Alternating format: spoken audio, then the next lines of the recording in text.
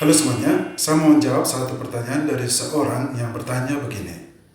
Romo, saya ingin bertanya perihal perceraian dalam Katolik. Bagaimana jika hal itu sudah terjadi? Apakah boleh menerima komuni atau tidak?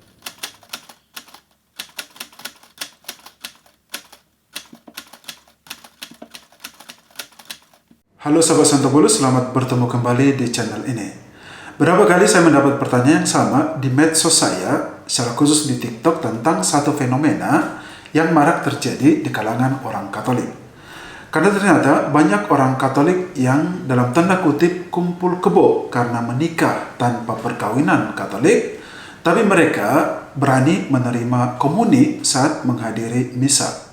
Ada juga yang hanya menikah sipil tapi berani menerima komuni. Ada juga yang sudah bercerai secara sipil, berani juga menerima komuni. Dan ada juga yang nikah di agama lain atau di gereja lain tapi berani juga menyambut komuni dalam gereja Katolik.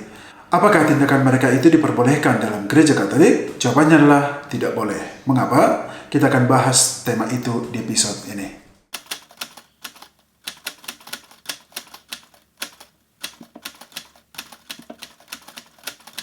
Pertama-tama saya mau menjawab pertanyaan dari seseorang yang bertanya begini. Romo, saya ingin bertanya perihal perceraian dalam Katolik. Bagaimana jika hal itu sudah terjadi? Apakah boleh menerima komuni atau tidak? Sebelum menjawab pertanyaan itu, saya mau mengatakan kepada Anda bahwa dalam gereja Katolik tidak ada kamus perceraian. Saya sudah berulang kali mengatakan ini bahwa dalam gereja Katolik tidak ada istilah atau kamus perceraian. Yang ada dalam istilah gereja Katolik ada yang disebut dengan pembatalan atau anulasi perkawinan. Mengenai apa itu anulasi perkawinan, saya sudah membahas tema itu di channel saya ini di episode 82. Jadi nanti Anda silakan melihat lagi atau silakan dengarkan penjelasan saya di YouTube itu tentang tema ini, yaitu pembatalan atau anulasi perkawinan dalam gereja Katolik. Satu catatan yang patut Anda ingat baik-baik adalah bahwa tidak semua perkawinan itu bisa dibatalkan. Tidak segampang itu membatalkan sebuah perkawinan dalam gereja Katolik karena banyak hal yang harus dipertimbangkan untuk membuat keputusan itu. Nah, menyangkut dengan pertanyaan tadi, apakah orang Katolik yang sudah bercerai boleh menyambut komuni?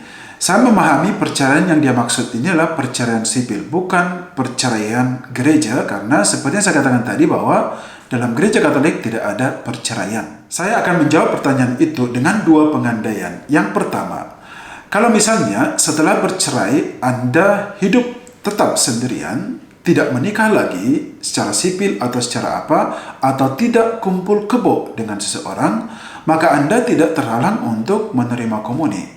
Anda tetap bisa menerima komuni suci. Penegasan ini ada dalam Familiaris Consortio artikel 83 yang berbunyi begini. Situasi yang serupa dialami oleh mereka yang bercerai, tetapi masih tetap menyadari bahwa ikatan perkawinan yang sah tidak dapat ditiadakan dan karena itu mengelakkan keterlibatan dalam persatuan baru serta masih tetap hanya menjalankan tugas-tugas mereka dalam keluarga dan tanggung jawab hidup Kristen. Dalam kasus-kasus seperti ini, teladan kesetiaan mereka dan sikap konsisten secara Kristen beroleh nilai yang istimewa sebagai kesaksian di tengah masyarakat dan di dalam gereja. Di situ bahkan masih lebih perlu lagi bagi gereja menyediakan cinta kasih dan bantuan terus-menerus tanpa ada halangan apapun untuk memperbolehkan mereka menerima sakramen-sakramen. Jadi dalam kasus seperti ini, gereja justru memberikan dukungan kepada mereka yang bercerai, yang tidak menikah lagi, yaitu dukungan secara moral. Yang kedua, kalau misalnya setelah bercerai, Anda kawin lagi secara agama lain atau secara gereja lain, ataupun nikah secara sipil, atau Anda kumpul kebo dengan seseorang, maka pada saat itu Anda terhalang untuk menerima komuni. Bukan hanya menerima komuni saja Anda terhalang. Dalam tugas kegerejaan pun Anda tidak diperbolehkan. Anda tidak diperbolehkan terlibat aktif dalam tugas-tugas pelayanan di dalam gereja.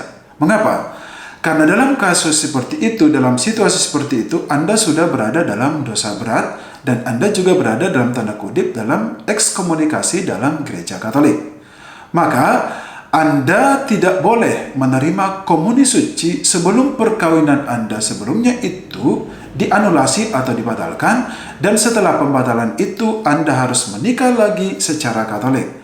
Lalu setelah ini beres semua, baru Anda bisa lagi menerima komuni dalam gereja Katolik dan juga bisa terlibat aktif serta bisa menerima sakramen-sakramen lainnya yang ada dalam gereja Katolik.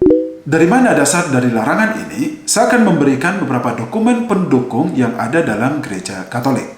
Yang pertama, Katekismus Gereja Katolik artikel 1650 yang berbunyi, dalam banyak negara dewasa ini terdapat banyak orang Katolik yang meminta perceraian menurut hukum sipil dan mengadakan perkawinan baru secara sipil. Gereja merasa diri terikat kepada perkataan Yesus Kristus. Barang siapa menceraikan istrinya lalu kawin dengan perempuan lain, ia hidup dalam perzinahan terhadap istrinya itu. Dan jika si istri menceraikan suaminya dan kawin dengan laki-laki lain, ia berbuat zina. Ini merupakan kutipan dari Markus 10 ayat 11 sampai 12. Karena itu, gereja memegang teguh bahwa ia tidak dapat mengakui sah ikatan yang baru kalau perkawinan pertama itu sah. Kalau mereka yang bercerai itu kawin lagi secara sipil, mereka berada dalam situasi yang secara objektif bertentangan dengan hukum Allah. Karena itu, mereka tidak boleh menerima komuni selama situasi itu masih berlanjut. Dengan alasan yang sama, mereka juga tidak boleh melaksanakan tugas-tugas tertentu dalam gereja. Pemulihan melalui sakramen pengakuan hanya dapat diberikan kepada mereka yang menyesal bahwa mereka telah mencemari tanda perjanjian dan kesetiaan kepada Kristus dan mewajibkan diri supaya hidup dalam pantang yang benar. Yang kedua, dari Kitab Hukum Kanonik Kanon 915 yang berbunyi, jangan diizinkan menerima komuni suci mereka yang terkena ekskomunikasi dan interdik. Sesudah hukuman itu dijatuhkan atau dinyatakan, serta orang lain yang berkeras hati membandel dalam dosa berat yang nyata. Yang ketiga, dari anjuran Apostolik Paus Yohanes Paulus II, Familiaris Consortio, artikel 84. Karena artikel ini sangat panjang, saya hanya mengutip atau membacakan beberapa paragraf yang sangat sesuai dengan tema kita ini. Jadi, kalau Anda ingin lihat fullnya, silakan nanti baca. Di internet juga sudah banyak. Ingat ya, Familiaris Consortio, artikel 84. Nah, bunyinya begini. Bersama dengan Sinode, kami dengan sungguh-sungguh meminta para gembala dan segenap jemaat beriman untuk membantu mereka yang sudah bercerai dan berusaha sebaik mungkin supaya mereka itu jangan menganggap diri seolah-olah sudah terpisah dari gereja, sebab sebagai orang yang dibaptis, mereka dapat dan memang wajib ikut menghayati hidup gereja. Hendaklah mereka didorong untuk mendengarkan sabda Allah, menghadiri korban ekaristi, bertabah dalam doa, menyumbang kepada karya-karya cinta kasih dan kepada usaha-usaha jemaat demi keadilan, membina anak-anak mereka dalam iman Kristen, mengembangkan semangat serta praktik ulah tapa, dan dengan demikian dari hari ke hari memohon rahmat Allah.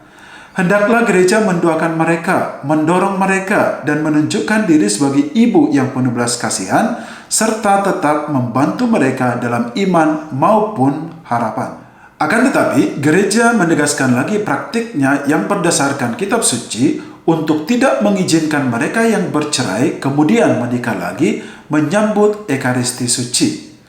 Mereka tidak dapat diizinkan karena status dan kondisi hidup mereka berlawanan dengan persatuan cinta kasih antara Kristus dan gereja yang dilambangkan oleh Ekaristi dan merupakan buahnya. Selain itu masih ada alasan pastoral khusus lainnya, yaitu seandainya mereka itu diperbolehkan menyambut Ekaristi, maka umat beriman akan terbawa dalam keadaan sesat dan bingung mengenai ajaran gereja bahwa pernikahan itu tidak dapat diceraikan.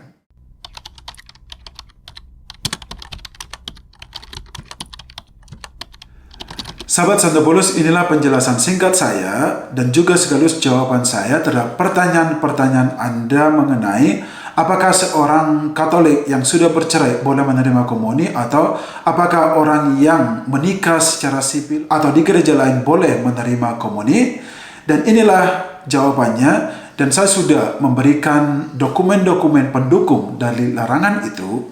Yang saya katakan di sini masih secuil saja, masih banyak larangan-larangan dalam artikel atau dokumen-dokumen gereja lainnya.